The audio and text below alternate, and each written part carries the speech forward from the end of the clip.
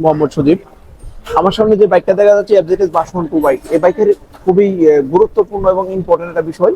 আমরা কিন্তু আপনাদেরকে সবসময় বলে থাকি নির্দিষ্ট সময়ে যে আপনার বাইকের ক্লাচ কেবল অথবা অ্যাক্সিলারেটর কেবল, এয়ার ফিল্টার, যে মুভমেন্ট যে পার্টস গুলো আছে অবশ্যই রিপ্লেস করা প্রয়োজন। যেমন এই বাইকটি কিন্তু আমাদের কাছে নিয়ে আসে, বাইকের যে অ্যাক্সিলারেটরের যে কেবল দেখেন, অ্যাক্সিলারেটর কেবলটা কিন্তু ছিঁড়ে গেছে।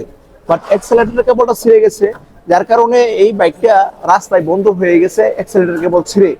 আপনি যদি নির্দিষ্ট সময় আপনার বাইকের সার্ভিস গ্রহণ করেন, আমরা যে রিকোয়ারমেন্ট দিই অবশ্যই আপনি ওই রিকোয়ারমেন্ট অনুযায়ী যদি আপনি রিপ্লেস করেন, তখন কিন্তু আপনার বাইক রাস্তায় বন্ধ হয়ে যাবে না। এমন অ্যাক্সিলারেটরের কেবল দেখেন, এই অ্যাক্সিলারেটরের কেবলটা কিন্তু ছিঁড়ে গেছে, একেবারে ছিঁড়ে গেছে। এটা হচ্ছে এফজেডএস ভার্সন 2 বাইক।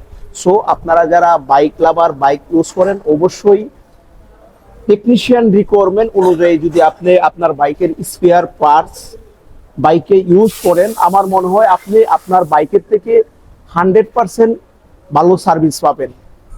সো আজকে আপনাদেরকে এই মেসেজটা দিয়ে দিলাম।